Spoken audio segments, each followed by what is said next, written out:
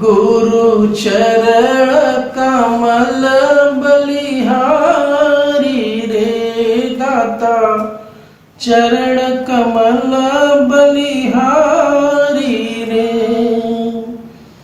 बलिहारी रे, बलिहारी रे, गुरु चरण कमल बलिहारी रे। प्रणाम, सत्य सनातन की जय। ईश्वर की असीम अनुकंपा से, गुरु महाराज के असीम अनुकंपा से हम सभी लोगों को भागवत चर्चा करने का परम सौभाग्य प्राप्त हो रहा है। गुरु वंदना कर लेते हैं।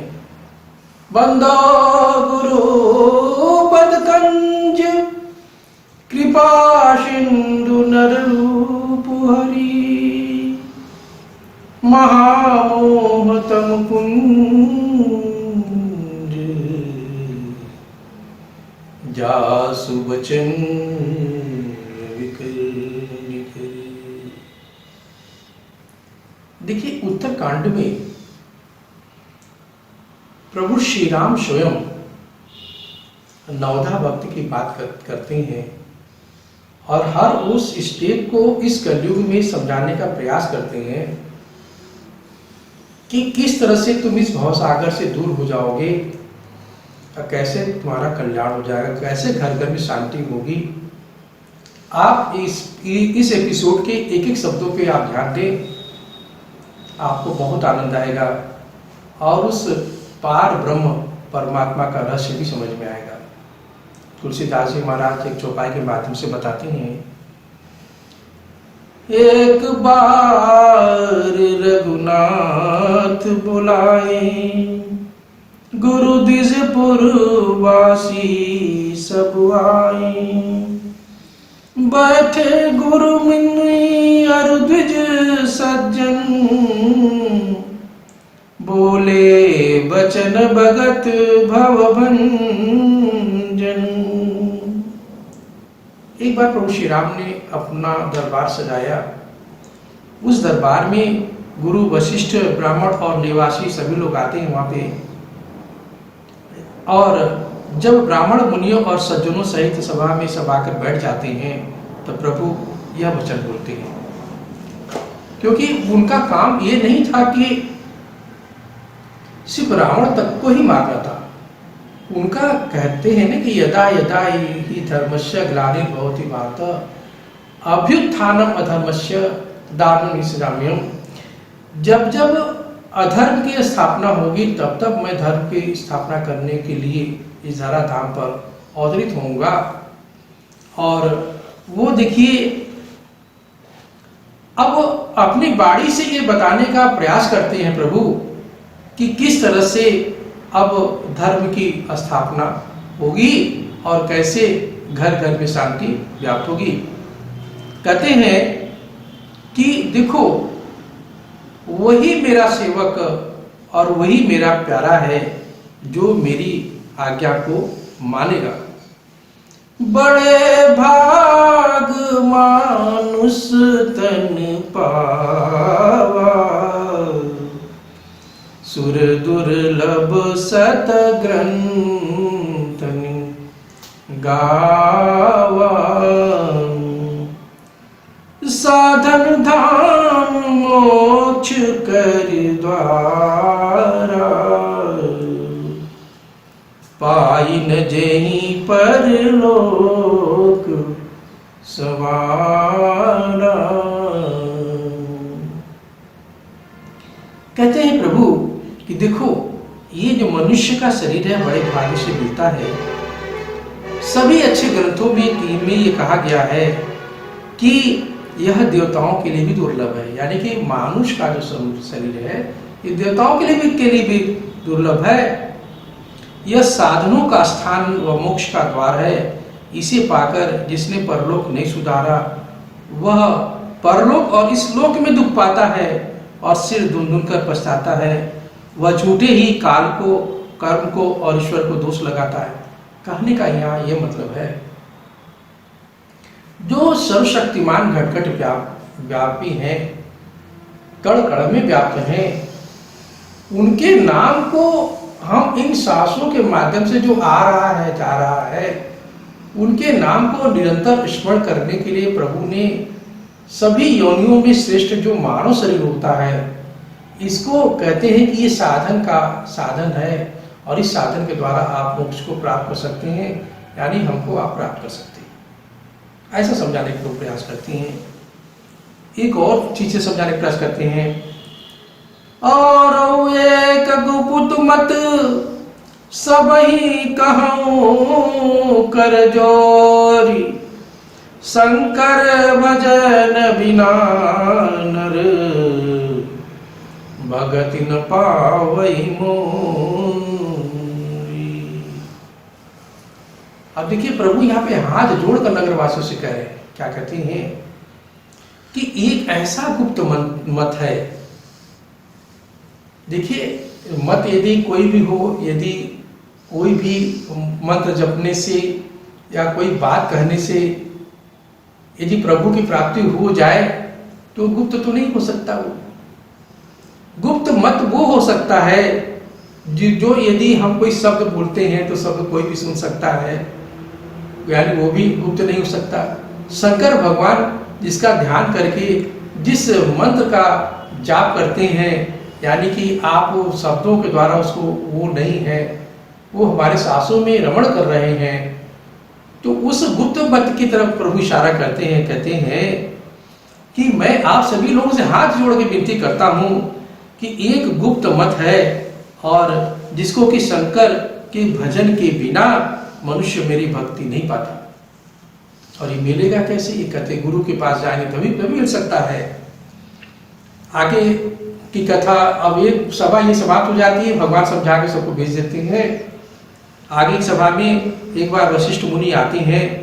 जब उनका आदर सत्कार हो जाता है तो मुनि हाथ जोड़ करके कहते हैं उस विद्वज्जन की सभा में कि जब मैं पुरोहिती को पुरोहिती को स्वीकार नहीं करता था तब ब्रह्मा ने मुझको समझा के कहा था। देखिए जो ब्रह्म ज्ञानी होता है उसको संसार के कोई भी वस्तु से कोई लगाव नहीं होता, उसे सिर्फ और सिर्फ परमात्मा परमानंद की प्राप्ति की इच्छा रहती है। तो अब वो जब वो तपस्या करे थे वशिष्ठ जी, तो ब्रह्मा ने उनको समझाया था, देखो तुम एक काम करो कि दशरथ जी के यहाँ जाओ और जा करके वहाँ पे तुम पुरोहिती को स्वीकार कर लो, वहाँ उनके पुरोहित बन जाओ, तो उसी वंश में प्रभु का अवतरण होगा और तुम्हें उस पुरोहिती का लाभ मिलेगा। तो वशिष्ठ जी कहते हैं ऐसा जब ब्रह्मा जी ने हमसे कहा तो मैंने स्वीकार कर लिया और यहाँ पे आके पुरोहित बन गया। और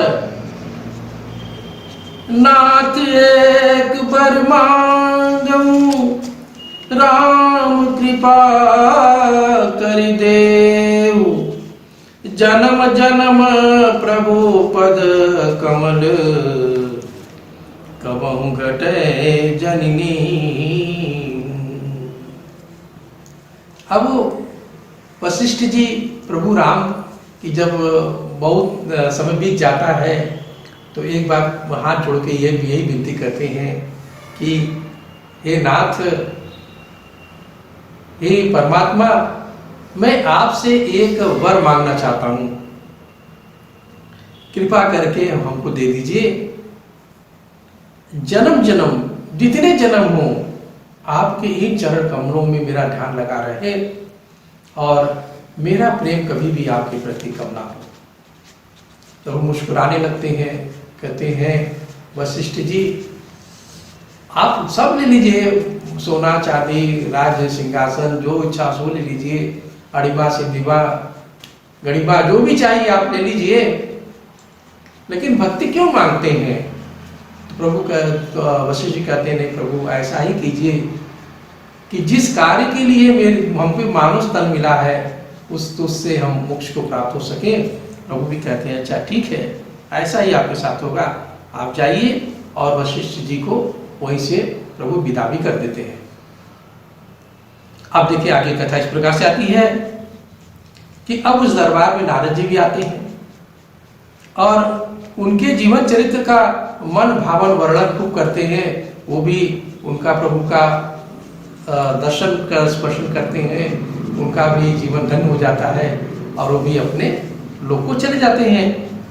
अब कथा में शंकर भगवान पार्वती से कहते हैं कि देखो पार्वती किस कारण बस गरुड़ काग भुसुंडी के पास गए, वह कथा सुनो। जब वे स्वयं मेघनाथ के हाथ से बचकर, जब शंकर भगवान बताते हैं पार्वती को कि देखो प्रभु जब मेघनाथ के द्वारा नागपाश में बांध लिए जाते हैं तब वो अब बड़ा संकट उत्पन्न हो गया। तो अब ये समाचार सारे लोगों में जब फैल जाता है तो नारद मुनि गरुड़ जी के पास जाते हैं, गरुड़ से कहते हैं कि गरुड़ आप तुम जाओ, देखो वो ब्रह्मांड के नियंता, ब्रह्मांड के स्वामी घटघटवासी जो है इसमें बंधन से बंधे हैं और उन बंधन को तुम ही काट सकते हो, तुम जाओ।